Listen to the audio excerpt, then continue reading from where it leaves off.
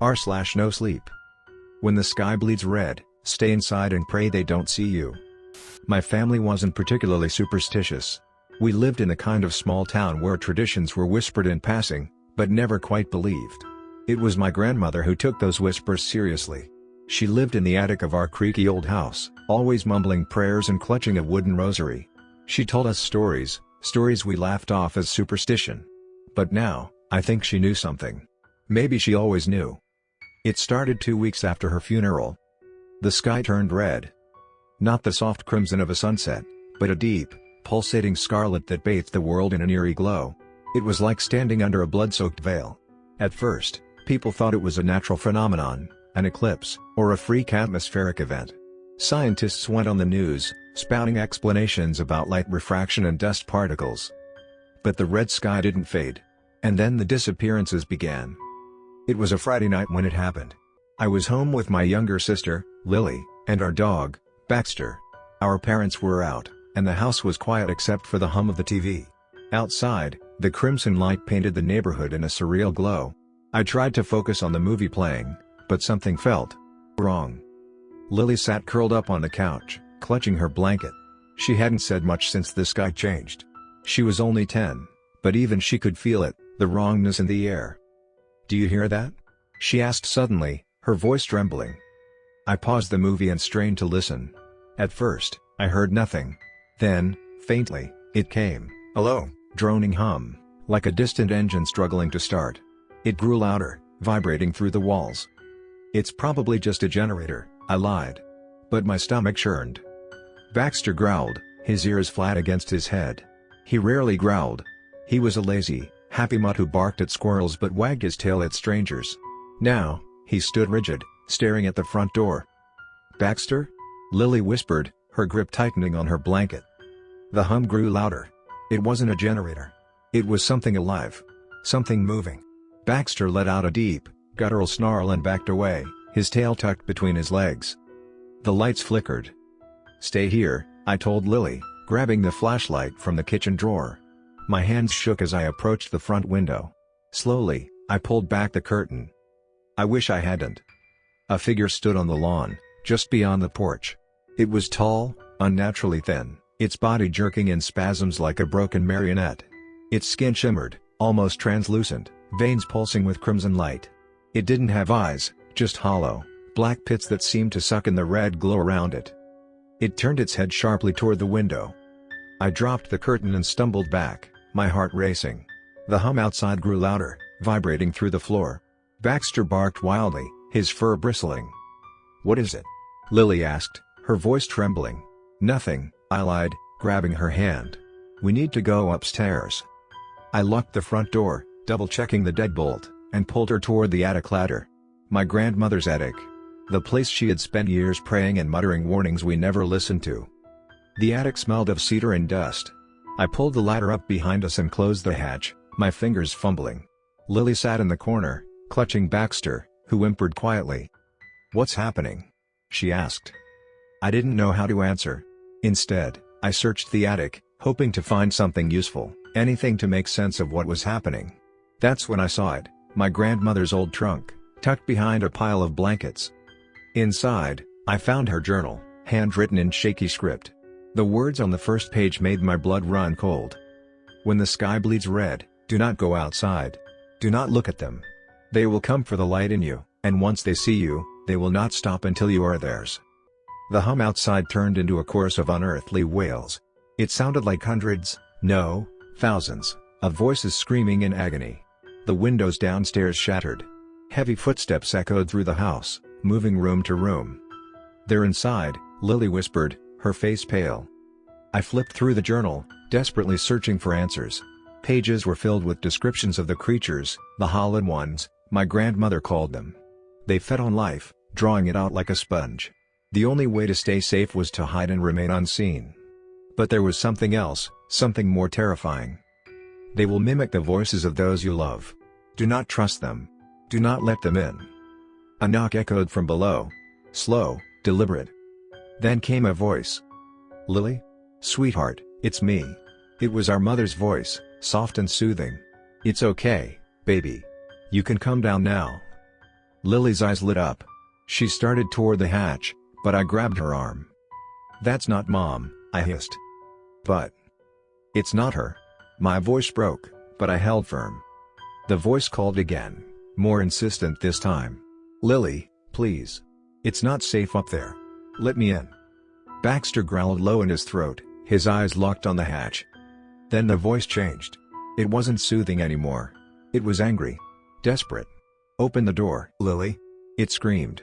"Open the door!" The walls shook. The air grew heavy, pressing against my chest. I clutched the rosary from the trunk and began muttering prayers I hadn't said since childhood. The journal had said the rosary would protect us, but I didn't know if it would be enough. The knocking stopped. The next 2 days were a blur of terror. The creatures prowled outside, scratching at the walls and whispering through the vents. We stayed huddled in the attic, too afraid to sleep. The rosary seemed to keep them at bay, but I could feel their hatred. They knew we were there. By the third day, the wails subsided. The red glow faded. When we finally emerged, the world was silent. Houses were empty. Streets were littered with shoes and clothes, as if people had simply vanished. We were alone. It's been a year since the red sky. The government called it an environmental anomaly. They said the disappearances were the result of mass hysteria. But I know the truth. They're still out there, waiting. And next time, they won't stop until there's no one left. That realization has been my shadow for the past year. Even now, I can't sleep without imagining those hollow eyes staring at me through the darkness. I've spent countless nights reading and rereading my grandmother's journal, combing through every word for some hidden knowledge I might have missed. It has become my Bible, her warnings my commandments. For a while, Lily and I lived in silence, avoiding questions we were too afraid to answer. What had we seen? How had we survived? And more importantly, what were they? Every survivor I've spoken to describes something different. For some, the creatures were tall and gaunt, like they were for me. For others, they were shorter, almost childlike, their movements swift and chaotic. A neighbor I met at a survivors meeting said hers resembled people she knew, her husband, her daughter, but their eyes gave them away. Every story ended the same way: they're not gone. Lily and I tried to adjust to the quiet life the government handed us. They relocated us to a small town several hundred miles away, put us in a prefabricated house on the outskirts of a nondescript suburb, and gave us stipends to rebuild. It was as if they wanted us to forget. To pretend the red skies never happened. But how do you forget something like that? The first few months were the hardest. Lily barely spoke. She'd sit by the window at night, staring into the darkness.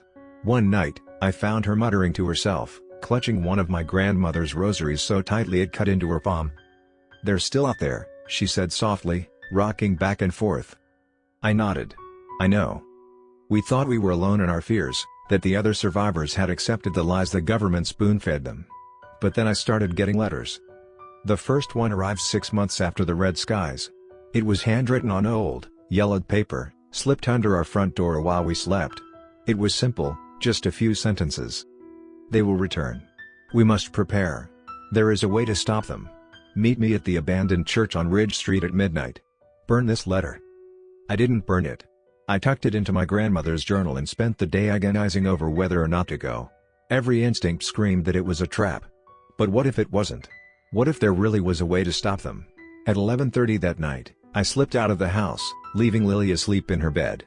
Baxter whined softly as I closed the door behind me, his mournful eyes following me as if he knew I might not return. The church on Ridge Street was as decrepit as I remembered from my childhood. The doors hung on rusted hinges, and the stained glass windows were cracked and fogged with grime. A single candle flickered inside, casting long shadows across the pews. "Hello?" I called out, my voice trembling. A man stepped out from the shadows, his face half hidden beneath a hood. He looked older, his skin weathered and his eyes haunted. But there was something familiar about him.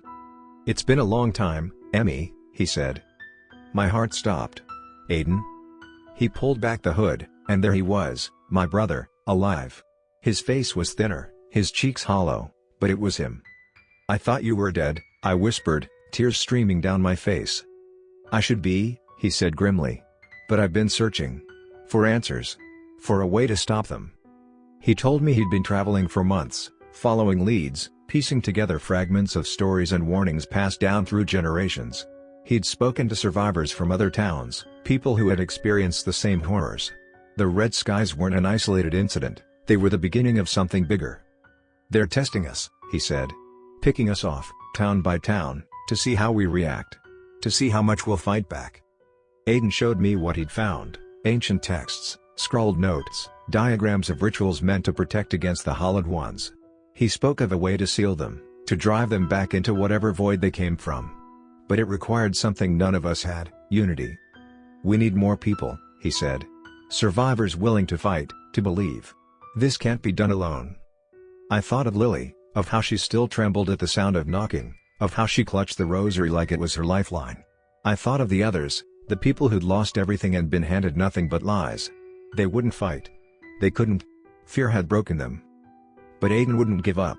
For months, we worked in secret. We tracked down survivors, gathering those who still had the strength to believe. We taught them what we knew, shared my grandmother's teachings and Aiden's findings. Slowly, our numbers grew. Slowly, we prepared. Then, one night, the sky turned red again. This time, we were ready.